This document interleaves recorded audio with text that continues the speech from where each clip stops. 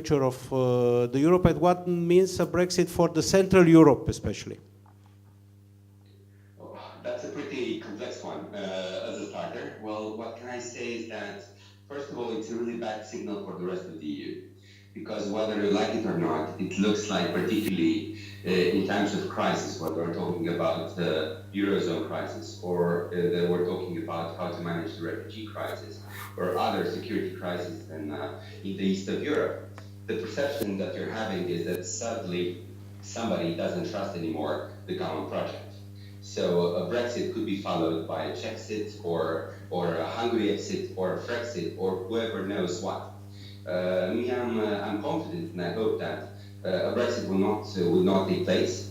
I'm not sure that separate from, let's say, a more general, let's say, availability of politicians to be ready for and flexible for any situation, I'm not sure there is really a plan B back in Brussels or in other capitals.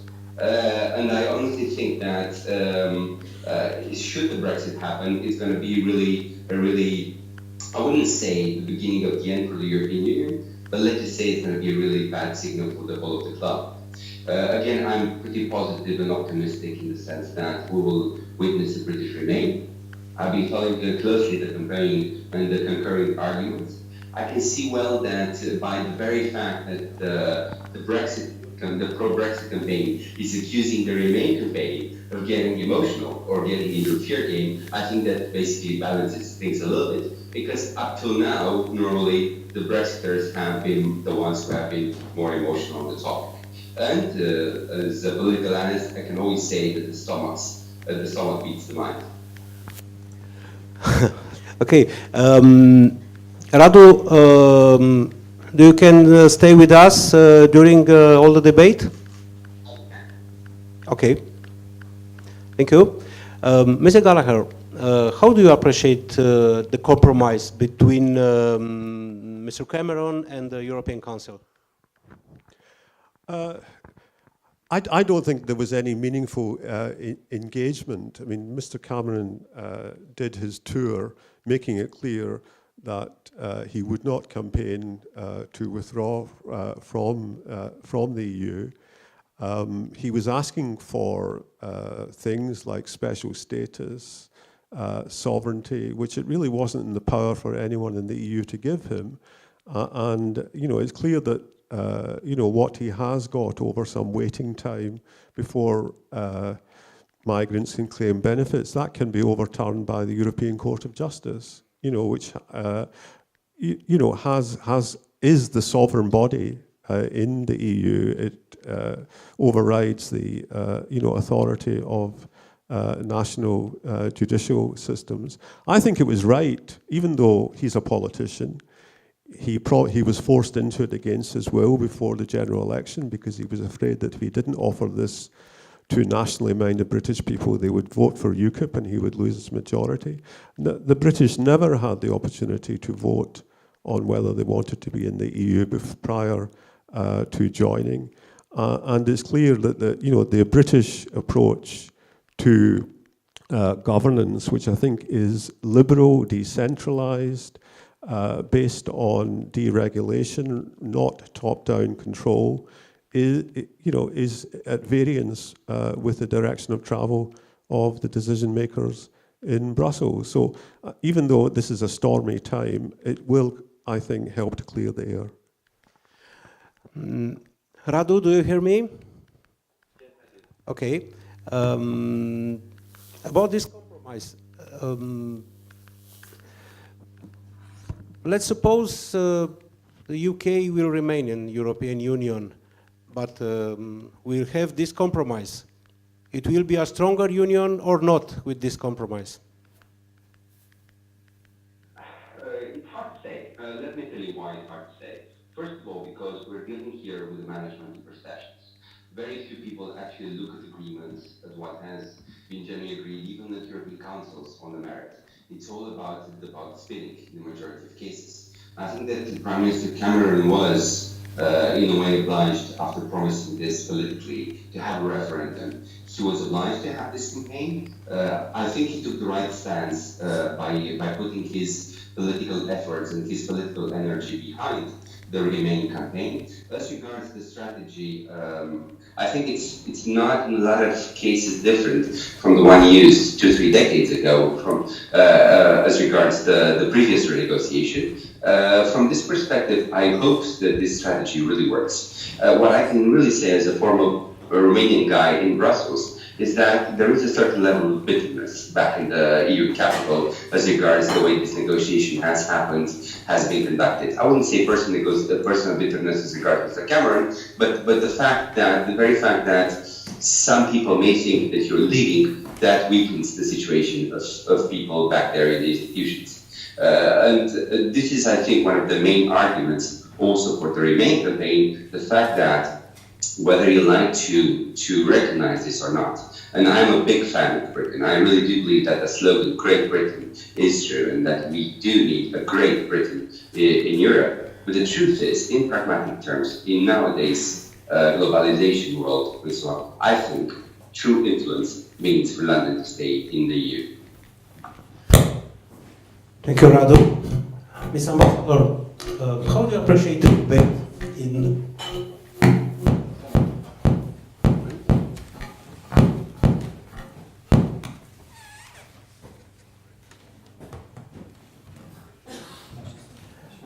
It's better. How do you appreciate the debate in the UK, this electoral campaign before the referendum? No, thank you very much. I think just to pick up on a couple of the points that were raised by Tom and Radu as well, I think the first thing I would say is that we feel that the agreement reached between the 28 member states at the February European Council is a meaningful one. It is a legally binding one. It is binding through the deposition at the United Nations. That's a path that's been used, tried and tested before in respect of both Denmark and Ireland, and it will come into effect following in the event of a yes vote in the referendum, so in the event of a vote to stay in the European Union. I think and I think in terms of the atmospherics of the discussion with our European Union partners, what I think I would emphasise is that we really felt and feel that the reforms we were calling for were not just reforms that will be good for the United Kingdom, but they're reforms that will be good and necessary for the European Union as a whole. And I think we felt that in discussions here in Romania and throughout the European Union, our suggestions were getting a lot of resonance at all with the fundamental principles around competitivity, that the European Union needed to focus more strongly on jobs and growth, really needed to do more in terms of tackling bureaucracy and red tape. And around economic governance, there was certainly a sense that the clarification we were calling between the rights and responsibilities of member states in the Eurozone and member states outside it was something that was welcome. So I think right across the board, this was a very positive debate and discussion with our partners. As regards the campaign in the United Kingdom, of course, there are two camps. This is an emotional campaign. It's absolutely right that it's an emotional campaign because it's a really big, important issue. And I think that is one feature of the United Kingdom, the feature of the David Cameron's government, is that we've not been afraid to put to referendum really tough, important issues, whether that be the form of the vote in the UK, whether that be the status of Scotland, or whether that be the status of the UK in relation to the European Union. And that's based around a fundamental belief in democracy, that if you've got a big contentious issue and you're a democratic country, the right thing to do is to let the people decide. Thank you. Mr. Gallagher, how do you appreciate this debate? It's a deeper one, or it's only populistic and emotional?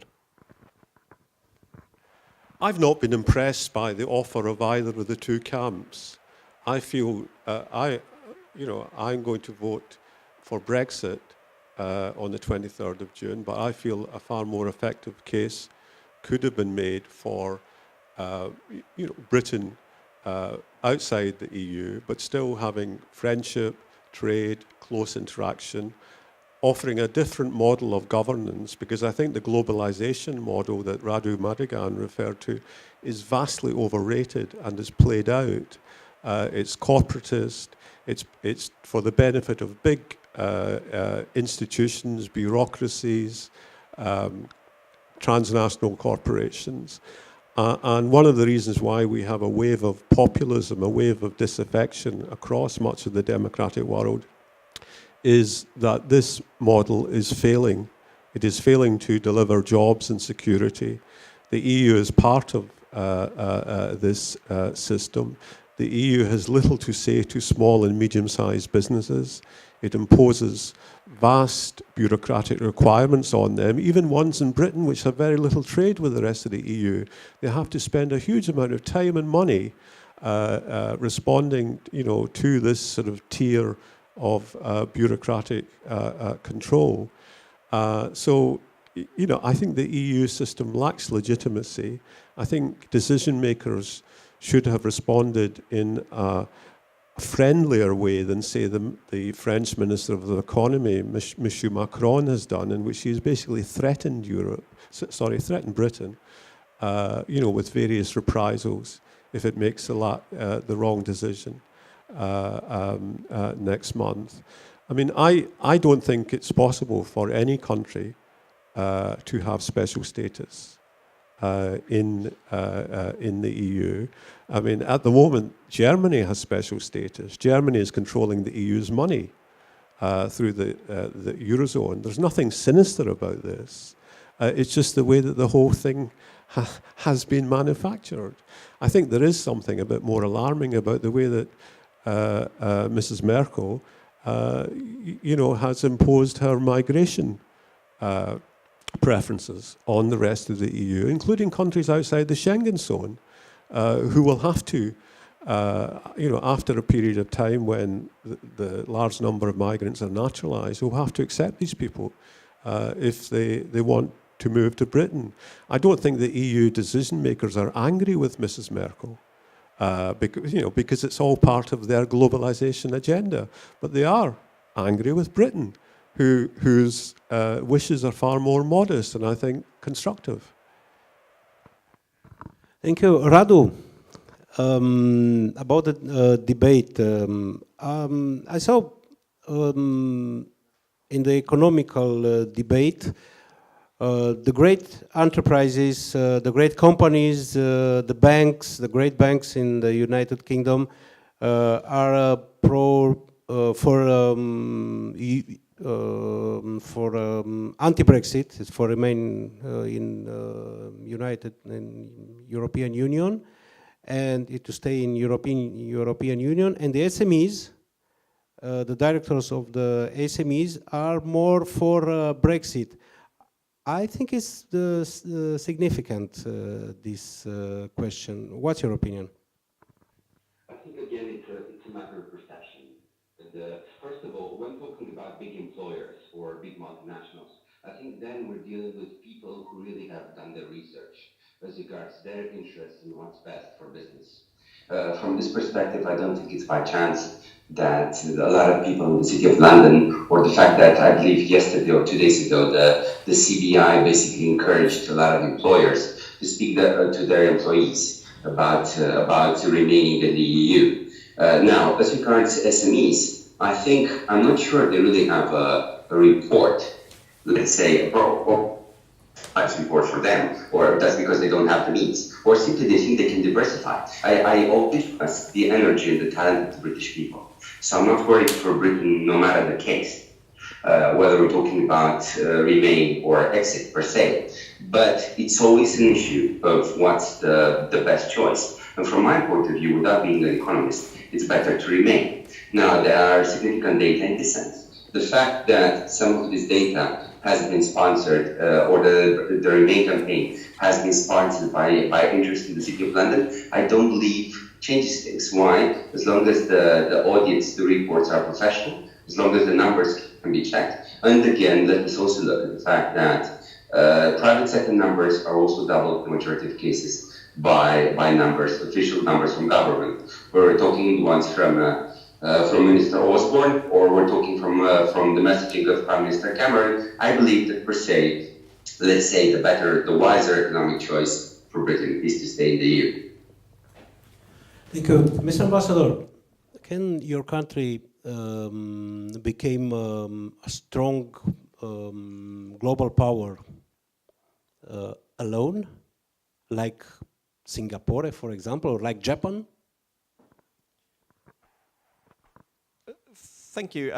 Well, as part of the process of providing public information about the implications of the vote on the 23rd of June, the British government produced a policy paper called Alternatives to EU Membership, which actually looked in quite a lot of detail at the sort of arrangements that are on offer or might potentially be on offer if we chose to leave. And the specific examples we looked at were Norway, Switzerland, Canada, Turkey, and also the situation of just being a WTO member without any specific special agreement with the EU. And I think the broad conclusion of that paper was that it all looked pretty difficult, actually. There are,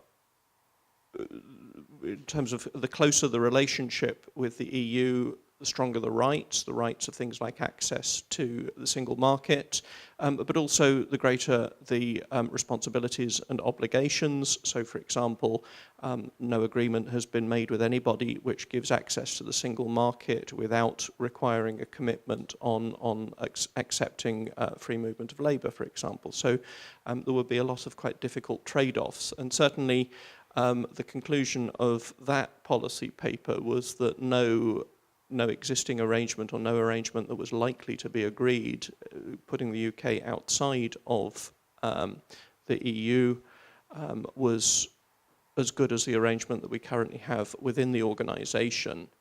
You asked about the UK being an open country. Of course we are, and the UK has always had a global worldview. The UK has always been a very open economy. The UK has a very close relationship, for example, with the 54 member states of the Commonwealth right across the world. The UK will continue to be an open and dynamic economy, but the view of the government is that that objective is best served by remaining in the European Union. Sorry, the membership, it's an obstacle for developing the relationship in the Commonwealth? No, I think not at all. I think if you spoke to most Commonwealth member states and said, well, which would you prefer to deal with the United Kingdom as a member of the European Union, or is it better for you if the UK leaves? I think most would say actually it's in our interests that the UK remains within the EU, not least I think because many Commonwealth member states look to the United Kingdom as a natural advocate for their interests within the EU family. I understand. Mr. Gallagher,